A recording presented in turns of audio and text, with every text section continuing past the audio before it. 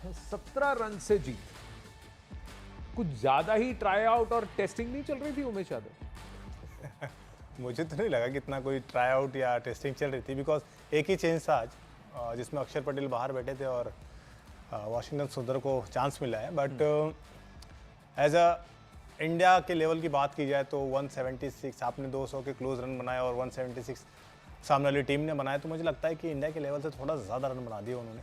मुझे लगता है कि अगर कम से कम 40-50 रनों से वो जीतते इसलिए इंडिया तो क्योंकि वरुण चक्रवर्ती को पूरे कोटा नहीं करवाया, शिवम दुबे से लास्ट ओवर करा रहे हैं, तो ऐसा लग रहा है कि भाई तू भी डाल ले, तू भी डाल ले, तू भी डाल ले।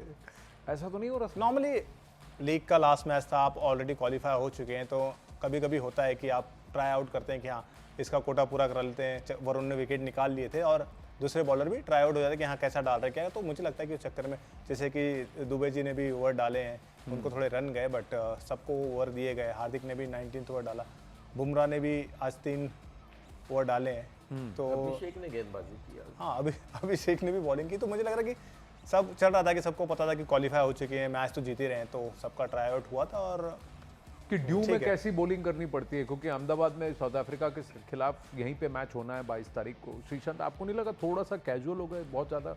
और खासकर दुबे जी के लास्ट ओवर में जो इधर उधर टक्कर एक दूसरे से भिड़ रहे थे कि कोशिश कर रहे थे कैसे इंजर्ड हो जाए, ऐसा लग रहा था। मुझे नहीं लगता कैजुअल हो, बट देखिए कभी कभी ऐसे भी हो सकता है। दुबे ने भी 2-3 बार क्रूशियल सिचुएशन में दूसरों को कप्तानी में भी दुबे में जिताया है। तो it was just about getting that confidence back. अगर नॉर्मल कोई अभी नॉकआउट में भी या फिर सुपर 8 में अगर बहुत इंपॉर्टेंट सिचुएशन हुआ तो we can use this experiences. तो कैजुअली है, बट कभी कभी ऐसा लगता है ना कि when you are at the end of the day you are playing for the country and in a world cup, so that will be a great experience, whether it's Netherlands, whether it's any team.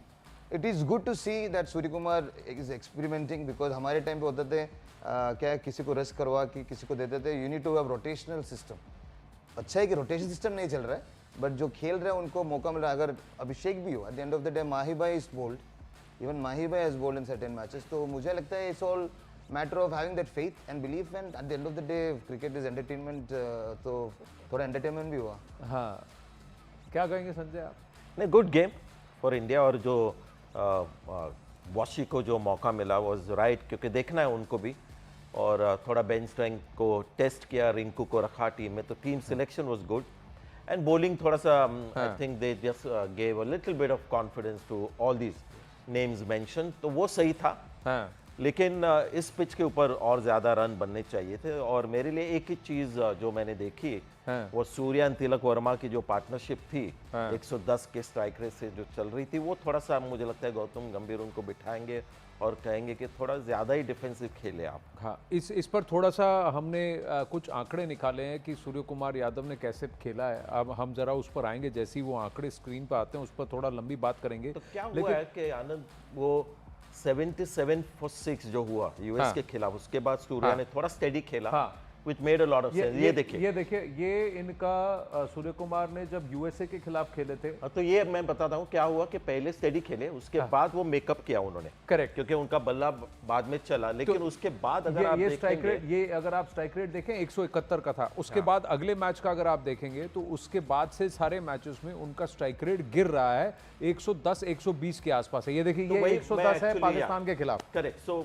और आज इनका 120 के खिलाफ, ये 110 है। उसके बाद आज के मैच में शायद 120 था। 120 है, क्योंकि आज उन्होंने 28 बॉल में 34 कुमार यादव ये सोच रहे हैं कि यार मेरी टीम थोड़ी बैटिंग में लड़खड़ा रही है, तो I have to control the situation. और ये मुझे लगता है गलत थिंकिंग है। 77 for 6 पे आप कर सकते हो, लेकिन 2 विकेट के बाद अगर आप स्टेडी खेलने लगोगे, then you are missing out on a lot of balls, क्योंकि कोई गारंटी नहीं है कि आप मेकअप करोगे बाद में। आज भी कैच ड्रॉप हो गया उनका 15 के स्कोर। ये देखिए करियर उनका स्ट्राइक रेट देखिए 254 का, सॉरी 164 का स्ट्राइक रेट है। 190 का strike rate I think in T20s world cup और 190 का है। लेकिन क्या है कि अभी जो कुछ मैचेस में डाउन हुआ है तो उसका शायद इंपैक्ट होगा। तो मैं एक इंपॉर्टेंट पॉइंट ये करना चाह रहा हूँ कि डोंट बी टू कॉशियस। और रहता नहीं कि अभी मैं कप्तान हूँ और मुझे थोड़ा संभाल के लेना चाहिए टीम को, ये बहुत ही डेंजरस थिंकिंग है। क्योंकि बड़े मैच में अगर आप स्टेडी के खेलते रहोगे और इतने वंस आपने देखे आज, सिंगल्स एंड टूज, उस जो उनका आर्यन दत्त था off spinner, he bowled 16 dot balls out of 24 balls.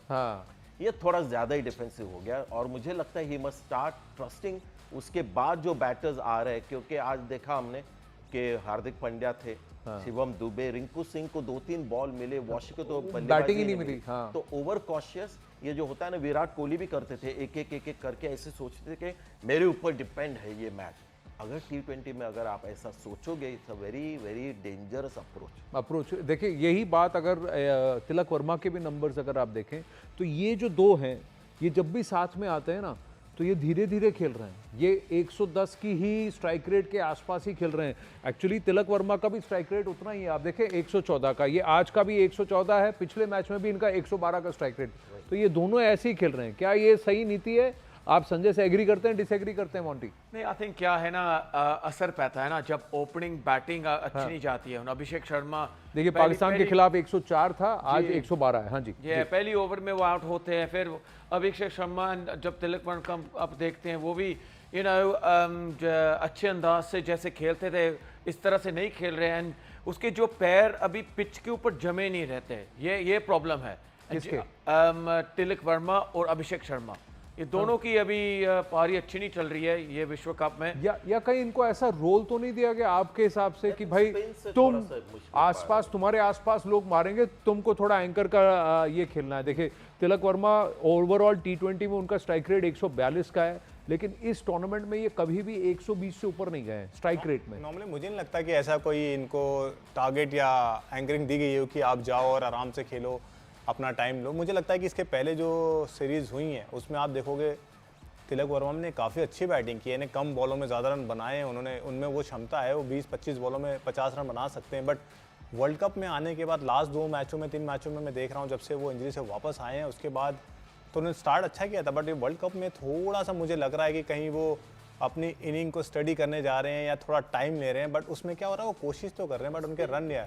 मुझे लगता है थोड़ा मेरे को सिर्फ वही नहीं, सारे ही थोड़ा मुझे लग रहा है कि जहाँ बॉल घूम रहा है या थोड़ा बहुत हेल्प स्पिनर को मिल रहा है, थोड़ा सा मुझे लग रहा है कि यानी बैट्समैन थोड़ा फंस रहे हैं वहाँ। श्री देखिए मुझे लगता है it's very important to be in the present, क्योंकि पिछले मैच में शायद वो ग्रिप हो रहा था, थोड़ा स्लो था विकेट, तो विकेट गिरे तो maybe today I was listening to the commentary also, so they were also saying the same thing कि ऐसा कोई विकेट नहीं, if you can easily hit straight because it was not turning gripping and all, तो you could easily, जैसे संजय जी ने बोला 16 dot balls for Dutt is like it's not acceptable at all at this level, क्योंकि yes जैसे Monty जी ने भी बोला, जो जब 2 ओपनर जो एक्सप्लोसिव ओपनर्स आउट हो जाता है वो भी प्रेशर आ जाता है। But one great thing which we could see was captain was there in the middle, तो you could have easily sent the message to Tilak also कि go free. देखिए But they अंत में 190 तो but एक चीज देखने लायक था, we should not take anything away from the bowling, the way they bowled. वो cutters डाले, वो slow balls डाले बीच में और they kept it away from the batsman. तो ये सब हर कोई देख रहा है, मैं वही तो आपसे हर पूछ कोई रहा देख रहा है, हूं। तो अब आप देखिए इस